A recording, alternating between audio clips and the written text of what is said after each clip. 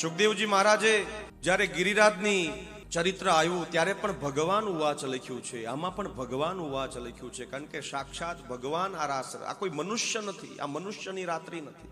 29, 30, 31, 32 અને 33 જે અધ્યાય છે 10મા સ્કંદના, એને રાસ પંચાધ્યાય કીધું છે. અને જેવા જીવનની અંદર આ પંચ અધ્યાય આવે છે, જે કોઈ સાંભળે છે એના જીવનમાં તો પેલા પ્રેમ આવી જાય, પ્રેમથી જ વશ થાય છે.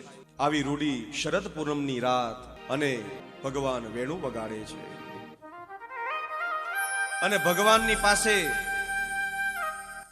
એ જે સ્વરૂપ અને બ્રોડકાસ્ટ મેસેજ મૂકે છે. બ્રોડકાસ્ટ કોને કરે છે? બધી ગોપીઓને કરે. અને એ બ્રોડકાસ્ટ ગયું છે દરેક જગ્યાએ. ચંદ્ર સરોવર તુલસી વટ, ચંદ્રમાને ઉગતા જોયા શરદ પૂર્ણિમા. શ્રી શુક ઉવાચ ભગવાન પિત્તારાત્રિ શરદોત ફુલ્લ મલ્લિકા વિક્ષરંતુમ મનચક્રે યોગ માયા.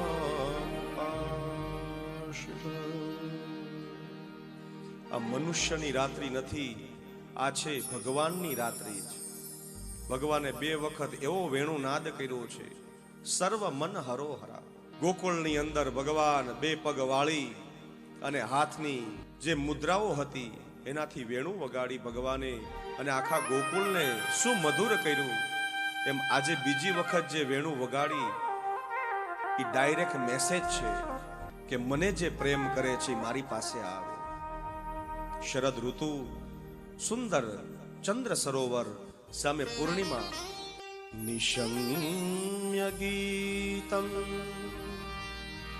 તદનક વર્ધનમ વ્રજશ્રિય કૃષ્ણ ગૃહીત માનસા આજન્મમુરન્યો ન્યમલક્ષિતો સયત્ર કાંતો જ્વલન. ભગવાને વેણુ નાદ કર્યો. તદ વક્ત્ર તદનક વર્ધનમ. ગોપીઓનું ચિત્ત એના હાથમાં રહ્યું નથી. આજ તો મને એને બોલાવ્યા છે એવું લાગી રહ્યું છે. વેણુ નાદ કર્યો. વેણુ નાદ એટલે એક મેસેજ હતો, એક સાયલેન્ટ, એક એવી લેંગ્વેજ હતી કે હું ઈશારો કરું એટલે તું આવી જાજે. એમ ભગવાને ઈશારો, એ જે બ્રોડકાસ્ટ મેસેજ ગોપીઓના કાનની અંદર પડે છે, એનું ચિત્ત રહેતું નથી કે મારા પ્યારાએ મને બોલાવ્યો છે, મારા પ્રિય મને બોલાવી રહ્યું છે. ગોપી જે કરતી હતી બધું મૂકીને જવાની ઈચ્છા થઈ ગઈ છે. કોઈ ગોપી ભોજન બનાવતી હોય એના સાસુ માટે, જે આ નાદ થયો ઊભી થઈ જાય છે અને કઈ એને કપડાની કોઈ રીતનું એને ભાન નથી રહેતી. બાળકને જમાડતી હોય છે થાળી નીચે મુકાવીને. એ તો પુત્ર પુત્રી કેટલા વાલા હોય માને, પણ તમે વિચાર કરો એનાથી પણ વિશેષ કેવો એનો કૃષ્ણ પ્રેમ હશે. અને આપણે તો ઘરમાં વિચાર કરીએ કે પહેલા આપણું જોવાનું, આપણા છોકરાને મળી ગયું, બીજાને ન મળે તો ચાલે. પણ ગોપીઓ તો આટલો પ્રેમ. લિંપત્યઃ પ્રમજ્યંતો નયા અજન્યઃ કાંચલોચ. લિંપત્યઃ ઉલટા સીધા કપડા પહેરીને આવી છે. એક આંખમાં કાજલ રાખ્યું છે, એક આંખમાં કાજલ નથી. કોઈ ગાયને દૂધ પીવડાવતી હોય, કોઈ દૂધ કાઢતી હોય છે અને એ બધું મૂક્યું હોય છે જમવાનું, ગાય સામે ઘાસ મૂક્યું હોય છે. એમ નહીં દૂધ દોવા બેઠી થી, એમ નહીં, પહેલા બધી તૈયારી કરી હોય છે અડધી પોણી કલાકની. એ તૈયારી અડધી મૂકી બધું પૂરું કરીને કે મને મેસેજ આવ્યો. લિંપત્ય. સુખદેવજી મહારાજ કહે લિંપત્ય એટલે ચહેરાનો મેકઅપ નહીં, પેલા લેપન થતું. ગાયના છાણનું આખા ઘરમાં લેપન કરતા. 5000 વર્ષ પહેલા કઈ મેકઅપ નહોતા. લિંપત્ય આખું લેપન કરતી હોય, બધું છોડીને કે મારા કૃષ્ણએ મને બોલાવ્યો છે. આજ બધી ગોપીઓ ખેંચાઈ છે. ગોપીઓ ચાલીને જઈ રહી હોય છે. કોઈને બાજુમાં કોણ ચાલે છે ખબર નથી. કોઈ મુંબઈમાં રહેતું હોય, લંડનમાં પણ જોયું હશે, અંડરગ્રાઉન્ડ સ્ટેશનમાં બધા ચાલતા હોય છે, પણ કોઈને ખબર નથી કોણ આજુબાજુમાં છે. એ બધાનું ફોકસ છે ઓફિસ. એનું ફોકસ છે ઓફિસ, મારે પહોંચવાનું છે. અને ગોપીઓનું ફોકસ છે મારે કૃષ્ણ પાસે પહોંચવાનું છે. લિંપત્ય. જે મગનો ડબ્બો ઠલવાઈ જાય, મગ નીચે ઢોળાય તો કેમ આમ બધા જતા હોય, એમ કૃષ્ણ પાસે બધા જતા હોય છે. અમુક ઘરવાળમાં ગોપીઓએ અમુક ગોપીઓ જઈ શકે છે, પણ અમુક ગોપીઓ નથી જઈ શકી. હજી તૈયાર થઈને જાય છે તો એના પતિ, એના સાસુ ક્યાં ઉપડ્યા છે, અત્યારે રાત્રે કઈ નથી જવાનું, ઘરમાં પણ પૂરી દે છે. અને એ ગોપીને ઘરમાં પૂરતા જ આંખ બંધ કરીને કૃષ્ણની નાદ સાંભળે છે. એ કૃષ્ણને જોવે છે કે હે નાથ, હું નથી કરી શકતી, હું નથી આવી શકતી. એ આંખના આંસુ, એ એની વિરહની પીડા, એના પાપ અને પુણ્યને બાળી દે છે. એનું નામ જ મોક્ષ કીધું છે. જમતા, જમાડતા, રસોઈ બનાવતા બધું મૂકીને દોડવા લાગી છે. આજ મારા નાથનો મને બોલાવો આવ્યો અને હું મારા નાથ પાસે જાઉં છું, જેના થકી હું જીવું છું. આપણા ઘરની અંદર પણ એક વ્યક્તિ જોઈ આપણે ગુમાવી બેસીએ, જે આપણું ખૂબ પ્રિય હોય, પછી તમને જીવવાની મજા નહીં આવે.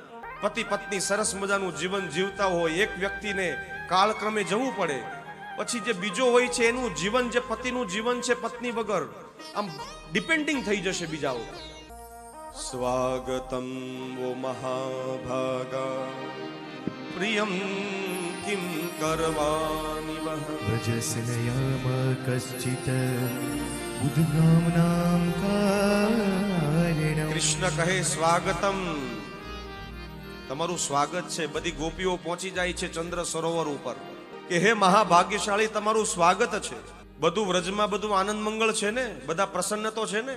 કથાકારો કહે છે કે પુરુષ દિવસે ઘરમાં સારો ન લાગે અને સ્ત્રી રાત્રે ઘરની બહાર ન સારી લાગે. સ્વાગતમ વો મહાભાગા પ્રિયમ કિમ કરવાની વહ વ્રજસ્યાનામયમ કશ્ચિદુતાગમન કારણમ. શું કારણ છે તમે અહીં આવ્યા છો? ભૂલા નથી પડ્યા ને તમે? ગોપી મનમાં વિચાર કરે, એક તો એને મેસેજ એને આપ્યો, બાંસુરી એને બજાવી, અને અહીંયા આવીને મને પૂછે છે, અહીંયા અમને પૂછે છે કે શું કામ આવ્યા છો? અરે ગોપીઓ, આ રાત છે, રાતના સમયે તમને ઘરવાળાએ આવવા દીધા? અહીંયા જંગલમાં વાઘ છે, રીત છે, મોટા મોટા જંગલી પશુઓ છે. મને લાગે છે આ પૂનમનો ચંદ્રમાં તમે જોવા આવ્યા છો, ચંદ્ર સરોવર જોવા આવ્યા. જોઈ લીધું? હવે તમે પાછા જાઓ. ગોપીઓ કઈ જવાબ નથી દેતી, બસ સાંભળ્યા કરે છે. આંખમાંથી આંસુ નીકળતા જાય એને સાંભળ્યા કરે છે. પાછા કૃષ્ણ કહે છે કે લાગે છે પતિ યારે ઝઘડો કરીને આવ્યા છો. પતિ યારે ઝઘડો કરાય? પતિ પરમેશ્વર કહેવાય. એક ગોપી બીજી ગોપીના કાનમાં કે આનું પ્રવચન ચાલુ જ રહેશે, આ જો બધું બોલ્યા જ કરશે, આને જવાબ તો દેવો પડશે આપણે. રાત્રિના સમયમાં અહીંયા ન અવાય ગોપીઓ. તો ગોપી કહે કે શું કામ બોલાવ્યા? એક ગોપી બીજી ગોપીના કાનમાં કે તો શું કામ આપણને બોલાવ્યા હશે?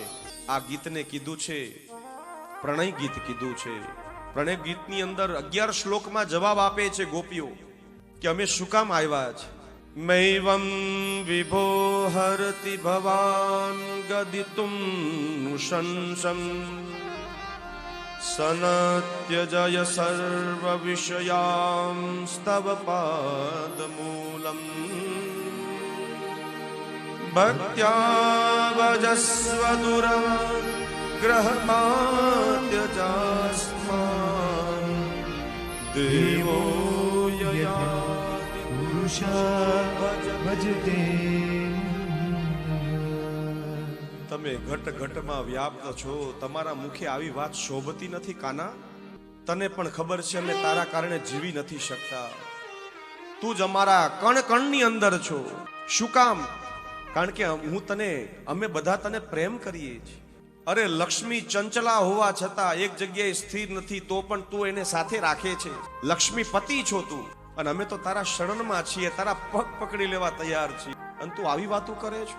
કાના, લોહી બળે ત્યારે આંસુ થાય છો, યાદ રાખજે. પણ અમને ખબર છે દુનિયામાં તારી જેવો કોઈ એવો છે નહીં કે જે અમારું આંસુ લૂછી શકે. તું જ છો, અમને બધી ખબર છે. તું નટખટ છો. અને યાદ રાખજો મારા વાલા, આંસુ પણ એવા વ્યક્તિ પાસે તમે વહાવજો જે આંસુ લૂછી શકે. યશોદાના દીકરા જેવો અને કૌશલ્યના દીકરા જેવો કોઈ તમને મળશે નહીં. એની જેવો દુનિયામાં કોઈ નહીં મળે આંસુ લૂછવા માટે. એની પાસે જ બેઠજો તમે. ગોપીઓને કૃષ્ણ હેરાન કરે છે. પ્રેમમાં જ આ હોય છે. જેને પ્રેમ કર્યો, પ્રેમ પ્રેમ સબ કોઈ કરે, प्रेम न जाने को। जो जाने जग प्रेम को तो जुदा रहे नहीं को।